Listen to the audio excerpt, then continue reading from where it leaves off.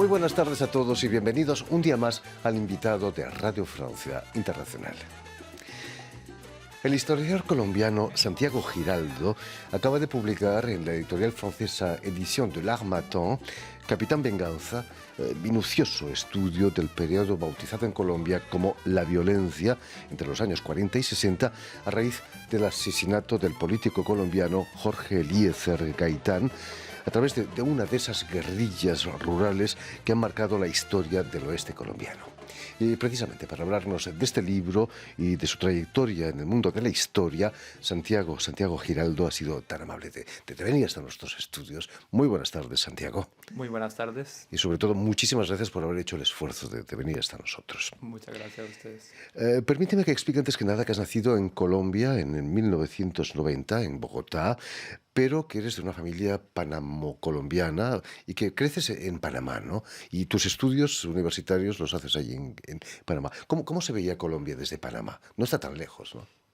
Sí, yo crecí en Panamá en una familia colombiana, yendo a Colombia cada año. Crecí en contacto con la cultura y con la sociedad colombiana.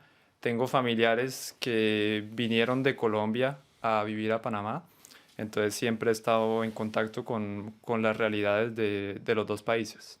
Las razones de ese exilio, entre comillas, no eran políticas, imagino, ¿no? De tu familia. No, la verdad no, más que todo por oportunidades de trabajo.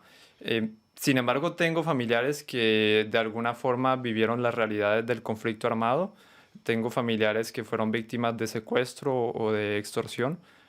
Yo no viví eso directamente, pero crecí escuchando esas historias, como muchos jóvenes colombianos en los años 90. Imagino que ese conflicto armado terrible te llevó a interesarte por la historia. Sí, definitivamente eso crea una curiosidad que en mi caso me ha llevado a hacer estos trabajos y a publicar este libro. ¿Qué hizo que te decidieras a venir a Francia para estudiar ciencias políticas primero y luego en la Sorbona Nouvelle en historia? Tengo familiares, tíos que vivieron en Francia en los años 70, que hicieron sus estudios acá, que aprendieron el idioma y dejaron amigos.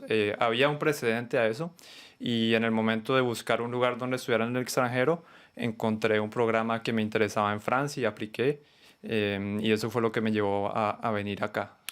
Imagino que no fue difícil adaptarte aquí. Primero a Poitiers, ¿no? Estuviste en la ciudad de Sí, Poitiers. estudié en el campus euro-latinoamericano de Sciences Po en Poitiers. Tuve que adaptarme a aprender el idioma primero que nada. Digamos que no fue fácil, pero bueno, quizás fue más fácil para mí que para muchas otras personas que no tuvieron las mismas facilidades. Y desde eso hace ya 10 años que vives aquí en Francia. Sí, correcto, hace 10 años. Sí. Cuéntanos qué es lo que te llevó a estudiar el conflicto armado a partir de ese pequeño municipio del que hablas en tu libro, Quinchía, perdona, al Sí. oeste del país. Sí. Cuando yo entré a hacer la maestría en el Instituto de Altos Estudios de América Latina, tenía la intención de hacer un trabajo sobre Colombia, pero no sabía muy bien por qué. Me interesó el periodo de la violencia porque en el imaginario colectivo esa guerra civil de mediados de siglo es vista como un principio que llevó al conflicto armado posterior. Yo no sabía nada sobre la violencia, tuve que empezar a leer. Y en un estudio conocido de Gonzalo Sánchez y Donny Mertens hacen un panorama de los grupos armados que existían a finales de los 50 y aparecía el caso del Capitán Venganza, un bandolero de Quinchía, como un caso que no había sido estudiado, que era poco conocido. Eso me causó curiosidad y me llevó a formular un proyecto de investigación en torno a ese personaje. El desencadenante de toda esa violencia fue el asesinato de Gaitán, ¿no?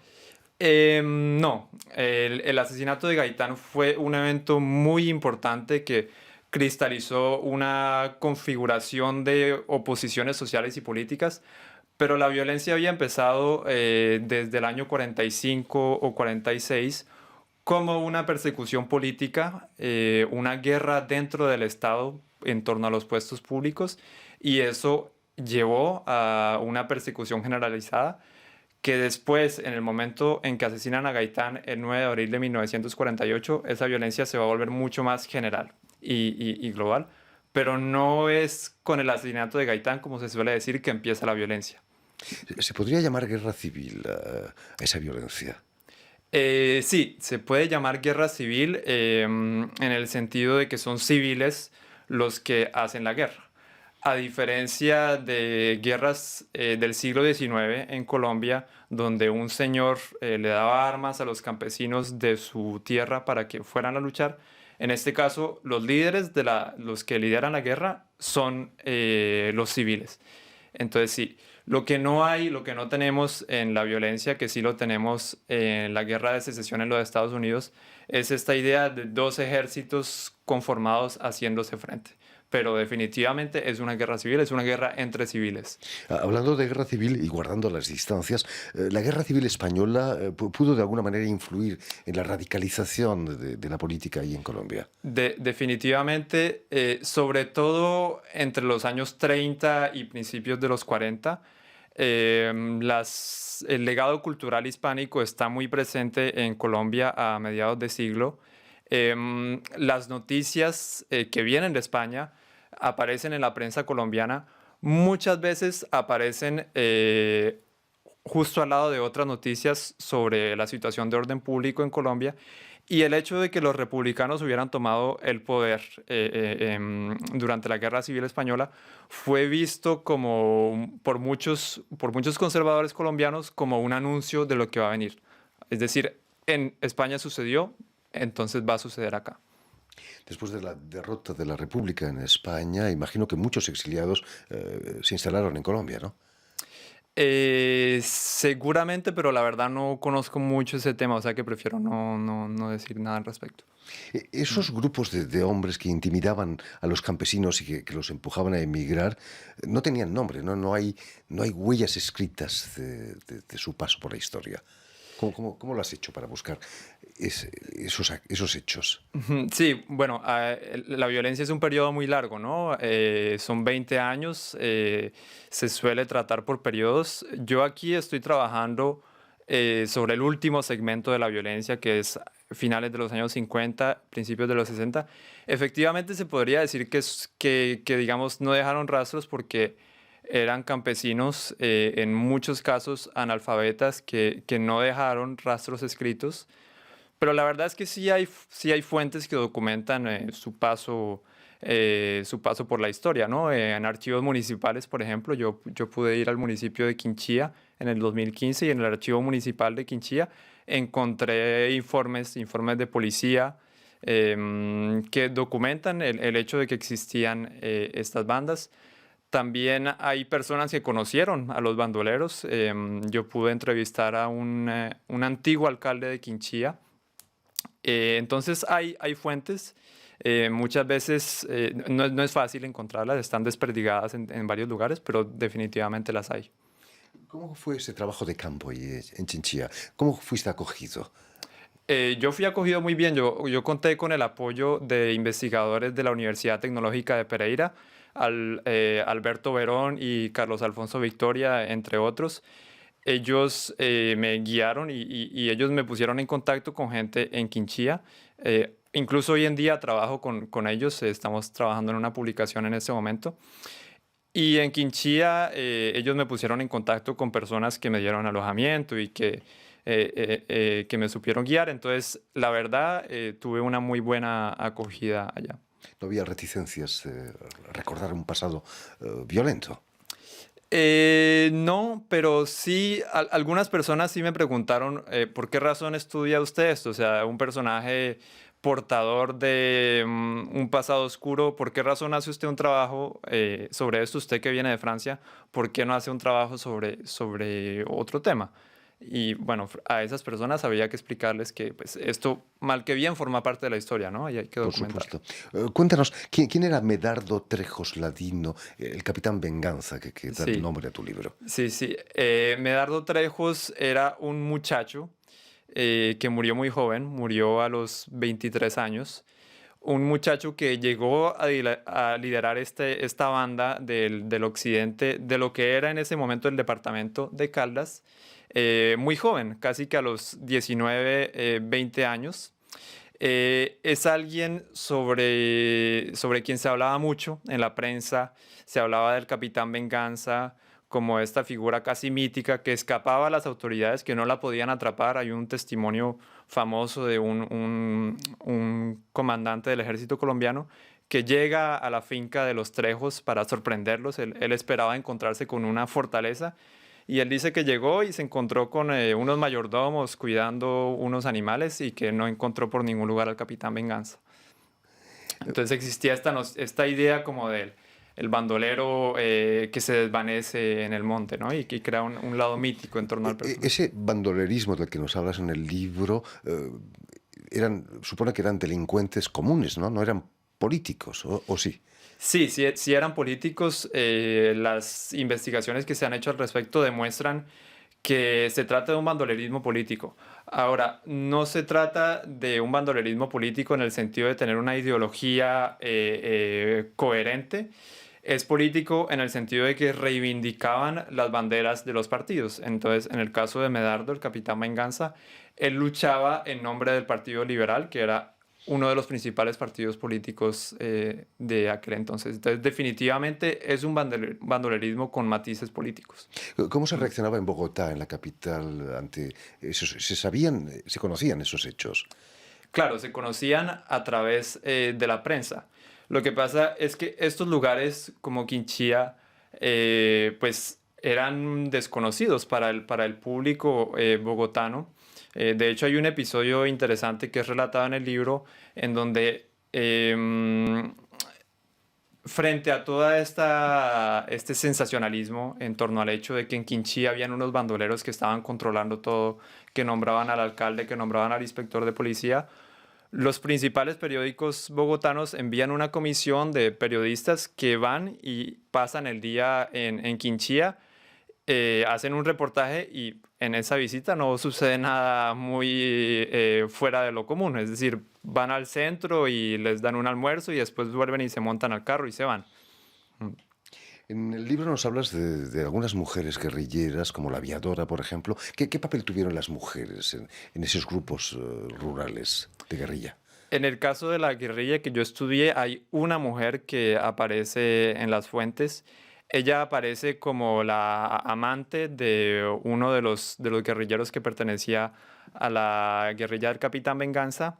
Aparte de eso, no hay más rastros de mujeres en el caso que yo estudié. Las mujeres sí jugaron un rol muy importante durante la violencia, no solo como víctimas, porque la victimización de la mujer, la violencia sexual hacia la mujer, es algo que está muy presente, ya ha sido estudiado, pero digamos que del lado de los combatientes también las mujeres, a pesar de que ellas mismas en pocas ocasiones fueron combatientes, fabricaban uniformes, por ejemplo, hacían comida, o sea, realizaban toda una serie de tareas que al fin y al cabo eran importantes para el funcionamiento de estas bandas. Por supuesto. El Capitán Venganza muere en 1961, muy joven, como nos decías, poco antes de que se inicie el verdadero conflicto armado que duraría más de 50 años. ¿Qué hubiera sido de él si hubiera sobrevivido a esa violencia? Hubiera sido uno de los altos cargos de las FARC, por ejemplo. Yo no creo porque hay varias estrategias en aquel momento en Colombia. Lo que van a ser llamadas las FARC es lo que en ese momento se conocen como las guerrillas comunistas o las guerrillas del sur del Tolima.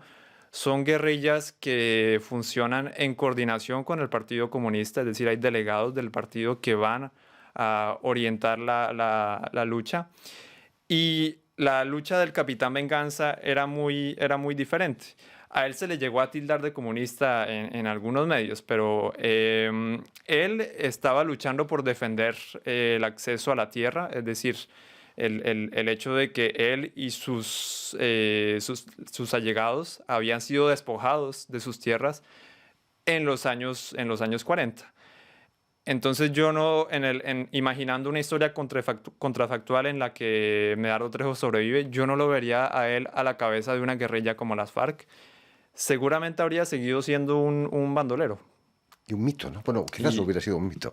En los años 60, la Guerra Fría entre la Unión Soviética y Estados Unidos tuvo sin duda, ¿no?, una influencia en esa violencia, en esa guerra larvada ahí en Colombia. Claro, definitivamente la amenaza del comunismo empieza a estar presente en Colombia como en todo el hemisferio desde muy temprano, desde los años 30. Lo que va a cambiar a finales de los 50 es la victoria de la Revolución Cubana. Lo que pasa con la Revolución Cubana es que al principio no se sabe exactamente qué orientación va a tomar el régimen de Fidel Castro, y el giro marxista-leninista solo se produce después de la invasión de Bahía de Cochinos.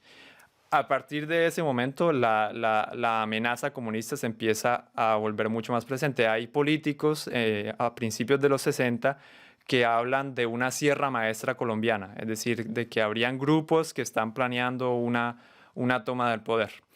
Ahora, eso no era así. Los grupos armados de ese entonces no tenían esa capacidad. Sin embargo, sí era visto como una amenaza. Y influencia la acción del ejército, porque el ejército empieza a llevar campañas de acción cívico-militar, en donde van a intentar paliar necesidades básicas de la población en términos de salud, de alimentación, para prevenir la llegada de esos grupos comunistas. Quizás una de las causas de esa guerra de más de 50 años es la falta del Estado, ¿no?, la ausencia del Estado en esas zonas. Sí, bueno, ese término de ausencia del Estado es un poco cuestionado hoy en día.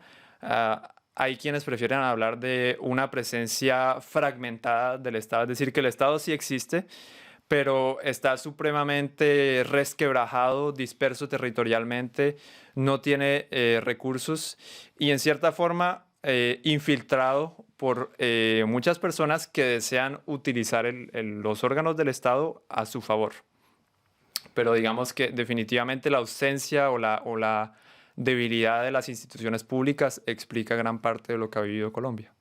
Afortunadamente, después de tantos años de conflicto, se han firmado unos acuerdos de paz, para muchos imperfectos, pero ¿son mejor que una guerra perfecta, acuerdos imperfectos? Hmm. Sí, es mejor un acuerdo imperfecto que una guerra perfecta, y sobre todo algo que decía muy seguido el presidente Eduardo Santos es que la paz hay que construirla, y la construcción de la paz empieza después de firmar la paz. Quizás la ilusión en la que hemos caído muchos es pensar que firmar un documento va a hacer desaparecer todos los conflictos, y definitivamente quedan muchos años por delante para construir esa paz. Como joven historiador que eres, Santiago, ¿cómo ves el futuro de Colombia, por ejemplo? La verdad, no con mucha esperanza, porque el asesinato generalizado y sistemático de líderes sociales en los campos por bandas criminales, grupos paramilitares, sigue siendo una realidad cotidiana. Cada semana hay noticias de nuevos líderes que reciben amenazas de muerte o son víctimas de atentados. Entonces, mientras que esa situación siga perpetuándose, no podremos ver una paz duradera en Colombia. ¿La solución un Estado más fuerte? Bueno, yo no soy especialista del posconflicto, pero definitivamente sí, mayor presencia estatal seguramente va a ser un componente necesario, y territorialmente ese es un gran desafío, pero también una forma distinta de atacar el tema de los cultivos ilícitos, que también es un motor económico que ha estado alimentando el conflicto armado. En fin, pues ya lo saben, Capitán Venganza, sociohistoria de una guerrilla rural en Colombia desde el 57 al 61, libro del historiador colombiano Santiago Giraldo, ha sido editado en Francia y en francés por la editorial Edición La Mata. Muchísimas gracias, Santiago, por haber estado aquí Muchas con gracias nosotros. a ustedes. Permíteme también que dé las gracias a Vanessa Albaso, quien se ha ocupado hoy de la realización del programa, y enviar un mensaje muy especial a nuestros telespectadores, porque también los tenemos que nos siguen en todo continente latinoamericano, gracias a una cadena, un canal latino que se llama UCL y emite desde Montevideo en Uruguay. Y a ustedes, muchísimas gracias por su atención y les damos cita para una nueva edición de El Invitado de Radio Francia Internacional.